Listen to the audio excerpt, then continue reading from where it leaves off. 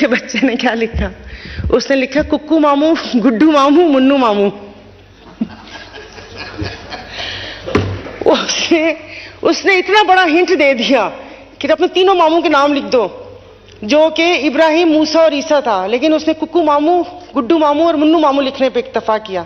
तो प्लीज अगर आपको मिला है तो मामुओं के नाम सही सही लिखें, ये गुड्डू, मुन्नू, कुक्कू पे अवाम का नाम वो करें, और हमारे पीएम साहब की जुबान में कि अवाम को इन भंबड़ भूसियों में ना फंसाएं, जो बात है वो सच सच बताएं। और कि कहूं कि आज कुछ कहने को दिल नहीं, ऐसा कीजिए कि समझ लीजिए।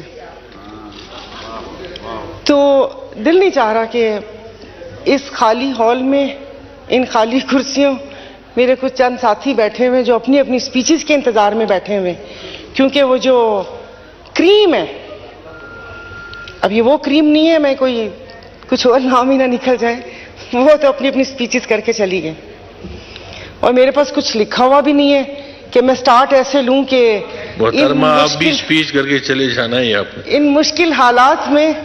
तो सब बात ये ना कि सुनने वाले सुने ना। अब मैं फेसबुक या टिकटॉक या वो इंस्टा के लिए तो स्पीच करती नहीं हूं, मैं तो ना गुजरा होते हैं ना सुनते हैं। मैं तो कहती हूँ कि वो पहले वाला दौर अच्छा था कि एक बादशाह बैठा था और दरबार लगा होता था, वहीं पे शिकायत करते थे, वहीं वजीर सुनते थे और वहीं पर ही हुक्म होता था सर कलम करने का, और उसी वक्त मसला हल हो जाता था। अब वो और बात है कि साहिल का सर कलम हो या वजीर का हो, वो दूसरी बात है। तो इस बजट के ऊपर, ये एक मिनी बजट के बाद ये तीसरा बजट है, और मुझे लग रहा है कि जैसे जो बातें करूंगी वो वही रिपीट बातें, क्योंकि कुछ असर तो हुआ नहीं किसी के ऊपर कि इन तमाम मामलात के ऊपर नजरसानी हो। तो देखें तो सर ये जो बजट आया, जरा मैं बजट की इतनी डिटेल में फिगर्स वगैरह की तरफ नहीं जाऊंगी। सरकारी मुलाजमीन की तनख्वाहें बढ़ाई हैं 35%, बहुत अच्छी बात है कि पहले हमने उनकी बेइज्जती की कि ब्लैक, फिर उसके बाद हमने 35% तनख्वाह बढ़ा दी। तो उस 35% तनख्वाह तो बढ़ाई है, लेकिन फिर 40% महंगाई बढ़ जाएगी। तो सरकारी मुलाजमीन का तो सोच लिया, लेकिन जो प्राइवेट सेक्टर वाले लोग हैं उनका कौन सोचेगा। इन्होंने कहा कि वो कम से कम जो उजरत है वो 35,000 तक, वो देगा कौन। कि आपने कभी सिक्योरिटी गार्ड्स देखे हैं कि उनको 18-18, 20-20 हजार मिलते हैं और 12-12 हजार उनसे वो क्या कहते हैं बेगार नौकरी ली जाती है। तो उन सबको कौन देखेगा।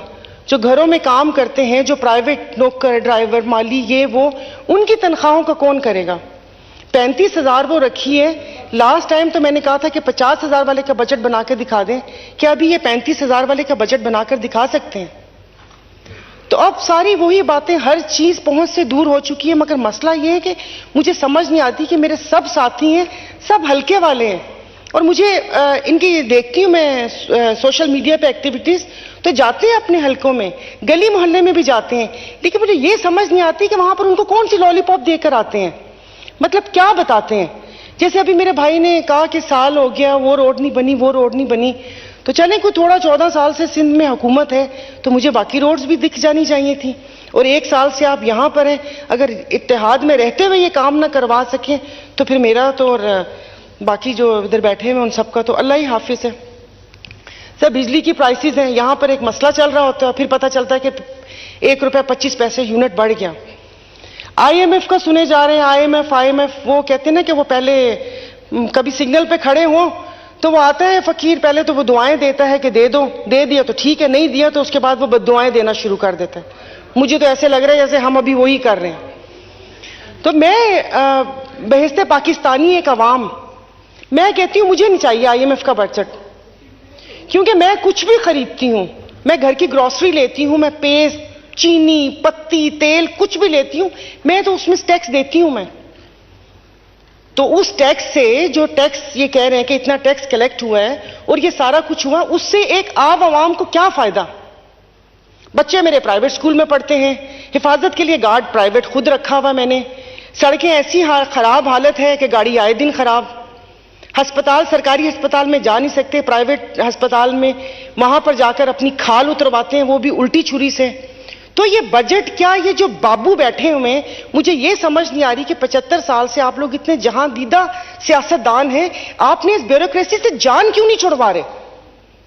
सारी गालियां, क्योंकि अब इन 4 सालों में हो गए, शुरू में थोड़े जज्बात और थे, सोच और थी, इस 5वें साल समझ आई है कि यहां पर बैठे लोगों का तो इतना कसूर है ही नहीं।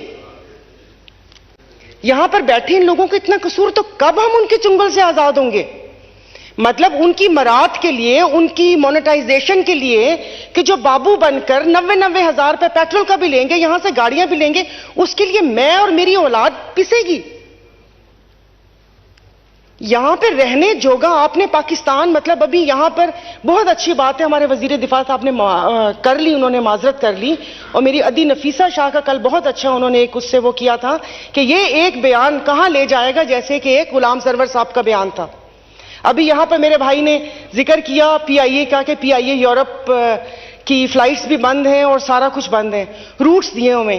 तो मेरे भाई थोड़ा सा तारीख का मुताला कर लें कि वो रूट्स किस दौरे हुकूमत में ट्रे में रखकर हम लोगों ने दिए थे, कि जिस पे गो स्लो की पॉलिसी अपनाई गई थी, और उन गोली भी चली थी वहां पर, एक क्रू का शहीद भी हुआ था और लाठी भी बरसाई थी।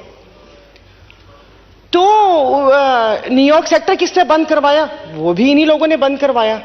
तो वो एक बयान ना, वो जैसे वो एक मच्छर इंसान को वो बना देता है, और ऐसे एक बयान जो है ना, मतलब मुल्क के लिए नुकसानदेह होता है। तो इसके लिए थोड़ी सी मतलब ये कि बंदा इतनी जोशे खिताबत में आके किसी को वो ना कर दे कि अपने तालीमी इदारों पे हम उंगली उठाएं कि कल को जो यहां से बच्चे जाते हैं तो वो पायलट्स की डिग्रीज की तरह इस डिग्रीज की भी कोई अहमियत ना हो। स्पीकर साहब, अभी किस किस चीज की मैं बात करूं? तकरीबन सभी बात कर चुके।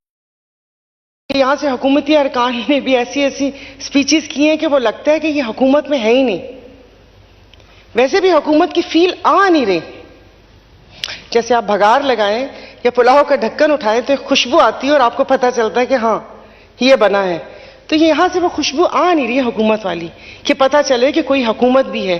क्योंकि हमारे वजीर दिफा मतलब वो एक उसका जिक्र तो करते हैं ब्यूरोक्रेट का, कि जिसकी बेटी की शादी पे 1 अरब 70 करोड़ के उनको सलामियां मिली, नाम नहीं लिया, नाम नहीं लिया। टीके नाम है उनका, टीके लगाए हुए उन्होंने पूरी कौम को, उनका नाम नहीं लिया। वो अभी भी बैठे हुए, वो अभी भी बैठे हुए। और कल उन्होंने बोला था कि नाम नहीं लिया था, मैंने प्रोग्राम में नाम लिया था। बिजनेस टाइकून क्या, मलिक रियाज नाम ले, उनका नाम है, बहरिया टाउन है उनका, अगर ये भी ना पता हो तो यहां पर हम नाम लेने से क्यों घबराते हैं? गालियां खाएं हम लोग, जहां पर जाएं वहां पर ये हो कि ये चोर, ये वो, ऐसे मतलब ये कि बेवकूफ बना के कोई भी हम लोगों को इस किस्म के वो कर ले, और फिर हम डरते भी रहे कि हमने उनका नाम भी नहीं लेना। क्यों नाम नहीं लेना?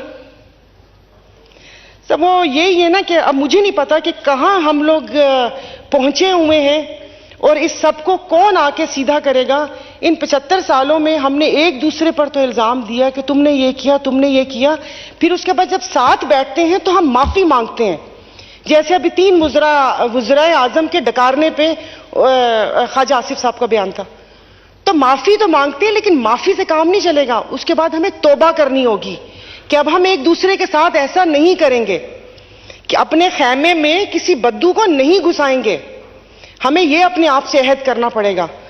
वो कहते हैं ना कि क्यों ना हो सबा की रफ्तार गलत, गुल गलत, गुंचे गलत, खार गलत, एक दरिया ही है बस अपने रुख पर, कश्तियां आर गलत, पार गलत। और वह कहते हैं ना कि वो भी कुछ जिद पर उतर आए हैं और कुछ करते हैं हम भी गुफ्तार गलत। तो ये सब चीजें वो नहीं होनी चाहिए। तो अवाम का इसमें क्या है? अब सब अपनी अपनी तजावीज पेश कर रहे हैं। मैं एक तजवीज देती हूं, 18वीं तरमीम के बाद जिन वजारतों की यहां पर वफाक में जरूरत नहीं है, पहले तो उन वजारतों को खत्म कर दिया जाए। क्या हमने उसको रिश्वत के तौर पे रखा हुआ है? अगर मैं यहां पर सेहत की बात करूंगी तो आप मुझे कहेंगे ये सूबाई मैटर है, उधर जाओ। तालीम की बात करूंगी तो आप कहेंगे सूबाई मैटर है, उधर जाओ। 2-3 और वजारतें आप कहेंगे ये सूबाई मैटर है। सूबाई मैटर है तो यहां जो वजारतें हैं वो अंब लेने आई हैं, मतलब यहां पर क्या करने के लिए वो वजारतें दी हुई हैं, उनकी पूरे जो वजारतों के ऊपर लग रहा है उनका ये वो सारा कुछ, ये मतलब अब मैं क्यों दूं या मेरी गरीब आवाम क्यों दे? मुझे इनसे क्या कि वहां से तेल आ रहा है, उधर से तेल आ रहा है, डॉलर यूं हो गया, चीन दे रहा है, वो दे रहा है। अरे मेरे इलाके में रोटी नहीं है स्पीकर साहब, जाते हैं तो शर्म आती है, दवा दारू नहीं है। अभी यहां पर मैं पॉइंट्स लिखते जा रही थी सिर्फ अपनी याद दहानी के लिए कि यहां पर किसी ने तकरीर की तो सिगरेट नोशी पे और फिजी ड्रिंक्स पे बोला कि उससे लोगों में इतनी इतनी अम्मात होती हैं, ये होती हैं। हमें कुछ नहीं होता, हम तो गधे और कुत्ते की कड़ाई खा चुके हैं। हम पाकिस्तानी तो वो खा चुके हैं, हम नकली दवाइयां खा चुके हैं। मेडिसिन ये शाहीन से ली थी मैंने, ट्रेवियामेट, कड़वी थी, कराची वाली कड़वी नहीं है, पता चला वो नकली थी। दवाइयों पे जो सब्जियां खाते हैं उसके ऊपर स्प्रे होता है, क्या वो जानलेवा नहीं है? सफाई सुथराई का आलम क्या है? और ये जो फल हम लोग स्क्रीन वाले खाते हैं वो हमारी सेहत के लिए सही नहीं है। और मरी हुई मुर्गियां, और सबसे बड़ी बात मेरे भाई ने अल्कोहल का जिक्र नहीं किया जो गैर कानूनी तौर पर आता है। लोगों ने एक वो बना दिया कि सायरा बानो ने असेंबली में कहा इसको हलाल कर दो। अरे अल्लाह पाक ने इसको हलाल करार नहीं दिया तो मैं कौन होती हूं? मैंने तो कहा था लीगल कर दो ताकि रेवेन्यू आए। कराची के दरिया वो समंदर में 80 करोड़ की शराब लॉन्च में ना पकड़ी जाए, वो लोगों को फायदा हो। तो और उन्होंने कहा कि सबने वाकई की मजम्मत करने का कौम जाग चुकी है। बिल्कुल कौम जाग चुकी है, मैं तो पहले से जागी हुई थी। मैंने तो यहां पर आते ही सबसे पहले बोला था कि यहां तो अपनी पुरानी वीडियोस डिलीट करें या फिर ये करारदाद ना लेकर आए। तो अब चूंकि यहां पर इतना ज्यादा वो हो गया, अब किसी ने, मैं यहां पर हुई, मुझे थोड़ा टाइम दीजिएगा क्योंकि हो सकता है ये मेरी आखिरी स्पीच हो। अगली दफा या किस्मत या नसीब, और आराम से घर में ही रहूं मैं। जरूरी है मैंने चित्राली साहब से दुआ पढ़वानी है और आप